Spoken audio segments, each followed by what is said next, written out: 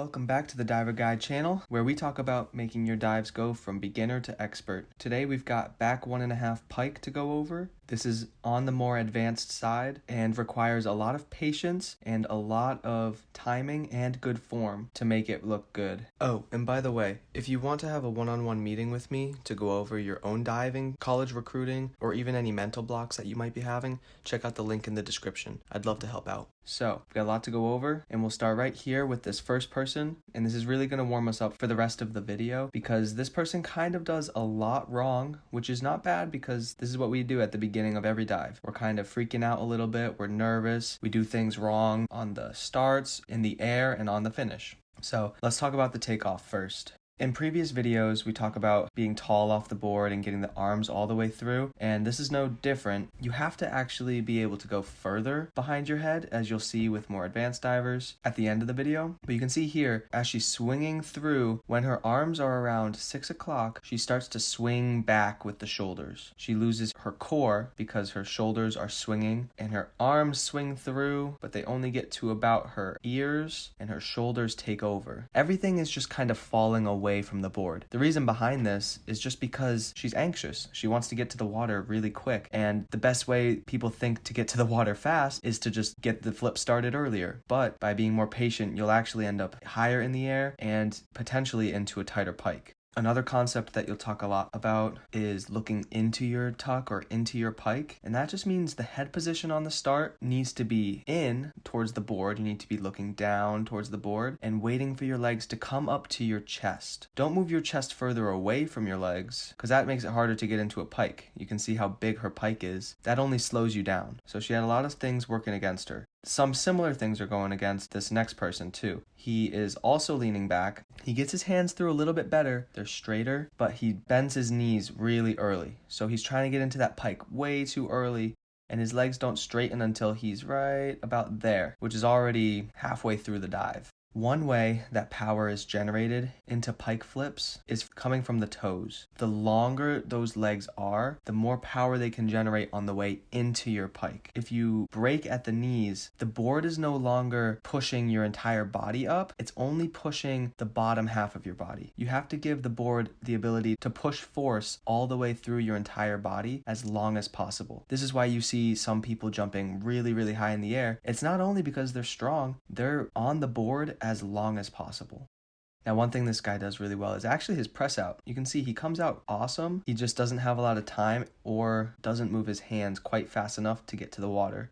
All right, so let's go over these previous two one more time. They both have one major thing in common, and it's leaning back on the start. Right here, you see her shoulders are leading the way past C position. She's bending backwards too far. And same thing here. He doesn't go quite as far back arching, but you can see where the board is pushing and where his body is in relation. He needs to keep his body on top of the board much, much longer and really get uncomfortable by leaning into the board a lot more.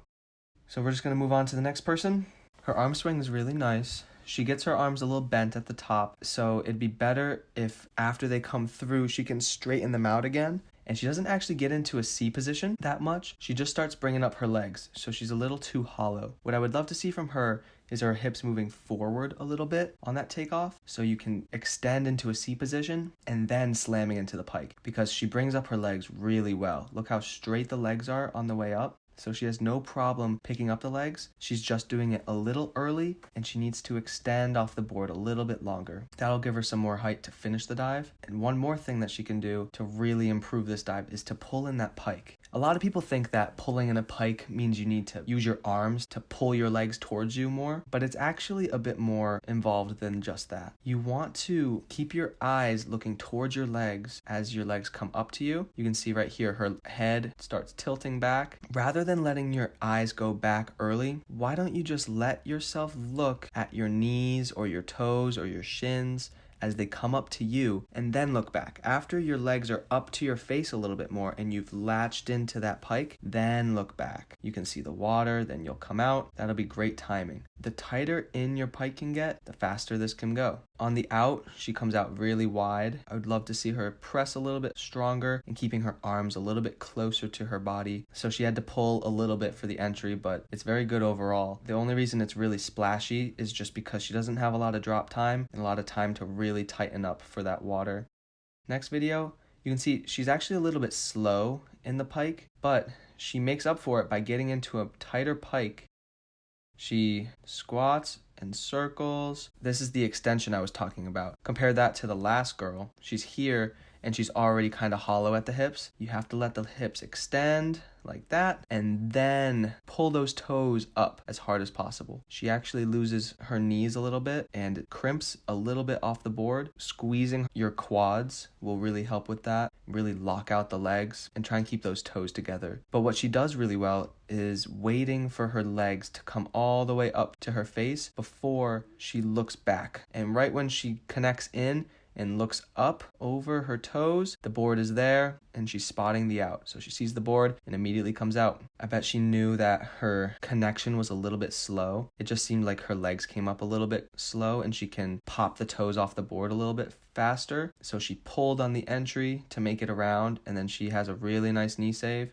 All right, last but not least, we're going to talk about this last dive, which has basically the perfect balance off the board. And you know somebody has great balance when on the out, their legs are actually overlapping with the board. Now, if you think the legs are overlapping and you're still moving backwards, so if your legs are over the board on the out, then you're gonna pull, and once you hit vertical, you'll be nowhere near it and you'll actually be at good distance. So let's talk about how he got there. First of all, on the drive up, he stretches up, straight arms, and then on the way down, he gets into a pretty good squat depth, pushes into the board, and swings the arms through strong. But you can see that as he's swinging the arms, the shoulders aren't being changed. The leaning back doesn't happen because the arms and shoulders are working somewhat independently. The arm swing can be fast without engaging the shoulders. And this is something that is super important for all optionals. I cannot stress this enough. If you want to flip fast, people tend to think that you need to engage your shoulders more and swing harder, which you do need to swing harder. That is true, but it comes from relaxation. When your arms are going from 12 o'clock to 6 o'clock, engage your shoulders as much as you want. You can swing, you can engage them super hard, get as much momentum going down, use gravity to your advantage, let them swing as hard as possible, but then when you reach the bottom point, 6 o'clock with your arms, you need to go into full relaxation in the shoulders. If you do this properly, the momentum that you created from swinging really hard on the way down, the momentum carries your arms up faster than they were going down. But if you are engaging your shoulders the whole way through, that is when you see people connect and fall backwards. And that is a huge sore point for a lot of people. For this guy, he understands how to relax his shoulders on the arm swing perfectly, and he drives straight up into the air after pushing his hips through all the way. He lets his legs come all the way up to his chest and head. He's not looking back, he's looking right into his pike. And once he connects in, he looks up and over, and you can see he's spotting the board and pressing out strong. His arms are a little bit wide out on the entry. It's a little bit blurry as well, but then he lines up, he locks out his arms and squeezes for the entry and then drills the knee save.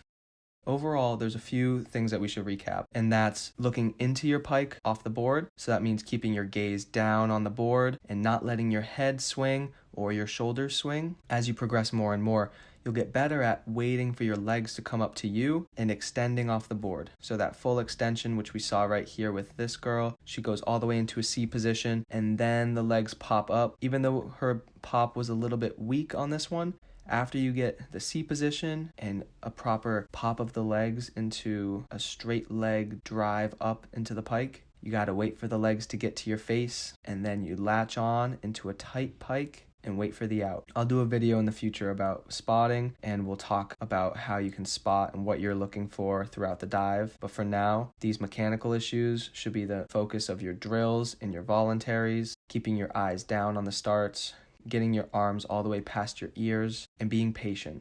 So that was a lot of information to cover. I hope that was super helpful, and I'll see you on the next one.